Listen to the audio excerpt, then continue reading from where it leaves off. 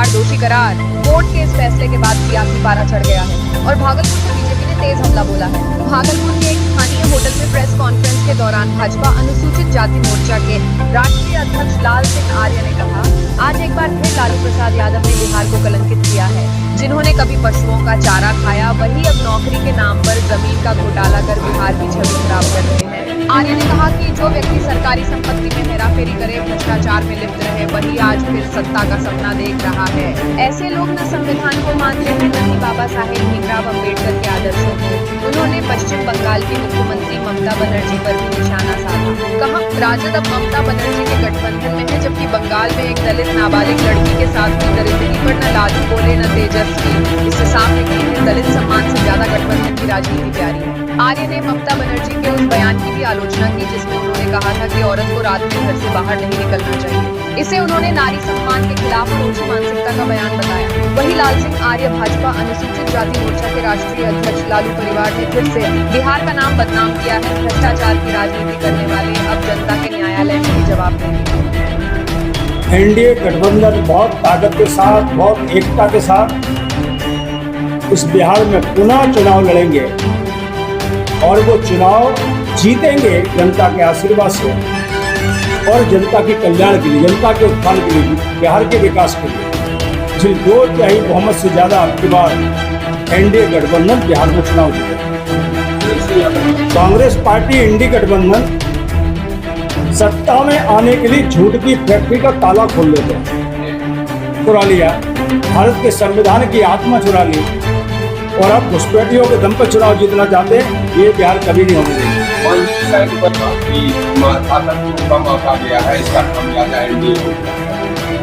मेरे पास जो जानकारी है, कल वो दिल्ली में थे, उन्होंने कहा कि हम मिलजुल कर बिहार का चुनाव लड़ेंगे और जीतेंगे। इससे सिद्ध होता है उन्हें दलित की इज्जत प्यारी नहीं है, दलित का सम्मान प्यारा नहीं है, बल्कि उन्हें गठबंधन में ममता प्यारी है।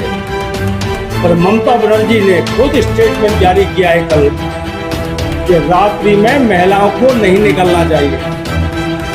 बहुत स्वीकार कर लिया उन्होंने। इसका मतलब है बंगाल में अपराधियों का राज है, कानून व्यवस्था कहीं ना कहीं ठप हो गई है। आदरणीय मोदी जी के नेतृत्व में या भारतीय जनता पार्टी की जहां भी सरकारें हैं, हम लोगों ने बहुत ताकत के साथ अपराधियों को कुचला है और अपराधों पर अंकुश लगाया है। बाबा साहब भीमराव अम्बेडकर के सम्मान को लेकर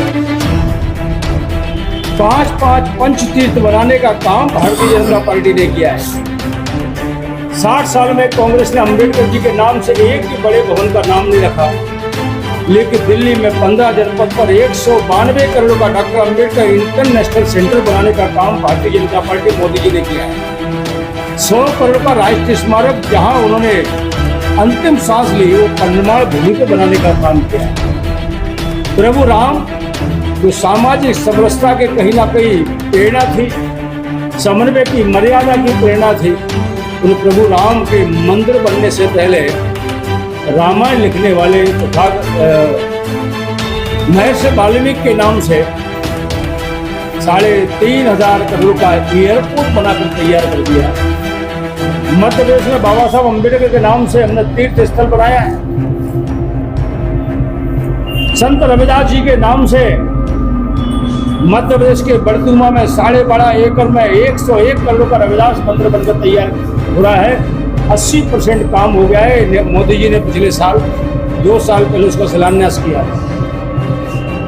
गरीब कल्याणकारी योजनाओं के माध्यम से हिंदुस्तान के दलित, आदिवासी, पिछड़े अल्पसंख्यकों को लगभग 35 से 40% योजनाओं का लाभ मिल रहा है।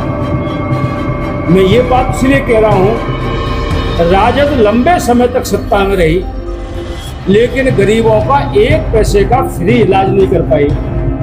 एक किसान के खाते में 1,000 रुपए भी नहीं भेज पाई। लेकिन भारतीय जनता पार्टी स्वास्थ्य की गारंटी भी लेती है आयुष्मान के माध्यम से, किसान के खाते में ही पैसे भेजती है, महिला को भी सशक्तिकरण करने के लिए काम करती है। तो भारतीय जनता पार्टी का उद्देश्य है सबका साथ, सबका विकास, सबका विश्वास। और आज फिर से लालू और राजद के द्वारा बिहार कलंकित हुआ है, बिहार बदनाम हुआ है। पटना हाई कोर्ट में लालू यादव, उनकी पत्नी राबड़ी यादव और उनके बेटे तेजस्वी जो मुख्यमंत्री बनने का सपना देखते रहे, जिनको 120 के अपराध और सार्वजनिक जो संपत्ति है उसकी हेरा फेरी, इसके अपराध सिद्ध हो गए हैं, ये कोर्ट में तय हो गया। अब उन्हें किसकी धारा में सजा दी जाएगी कोर्ट तय करेगा, लेकिन अपराध सिद्ध हो गया। जो गरीबों का चारा खा गए हो, सरकारी संपत्ति में हेरा फेरी की हो और जमीन के बदले, नौकरी के बदले जमीन ली हो, किनकी? गरीबों की। ऐसी पार्टी बाबा साहब अम्बेडकर के संविधान का खुलेआम हत्या करती है। ये ऐसे लोग हैं जो ना संविधान को मानते हैं ना बाबा साहब को मानते हैं। बाबा साहब भीमराव अंबेडकर की तस्वीर सम्मानजनक जगह पर होना चाहिए, लेकिन लालू यादव के चरणों में बाबा साहब की तस्वीर लेकर खड़े थे। बिहार में उनके काल में जंगल राज रहा है और नरेंद्र मोदी, नीतीश कुमार जी के नेतृत्व में बिहार में आज चारों तरफ 4 लेन 6 लेनों का जाल बिछा हुआ है। 3 एयरपोर्ट बनना है, एम्स बनना है। गरीब महिलाओं को 10,000 तक की धंधे के लिए पैसा दिया जा रहा है, 2,000 सहायता दी जा रही है। कुल मिलाकर एक तरफ एनडीए नरेंद्र मोदी और नीतीश जी की नेतृत्व में बिहार में लोगों के कल्याण, लोगों के सम्मान, लोगों के विकास, इसके लिए काम तय किए जा रहे हैं। और दूसरी ओर राजद के मुखिया, राजद का पूरा कुनवा भ्रष्टाचार और घोटालों में लिप्त होकर बिहार को बदनाम कर रहा है। मित्रों, ये राजद किस पार्टी से मिली हुई है? कांग्रेस पार्टी से। ये राजद किस गठबंधन में है? ममता बनर्जी के गठबंधन, इंडी गठबंधन। परसों हमारी एक दलित बहन का सामूहिक बलात्कार ये पश्चिम बंगाल में हुआ है।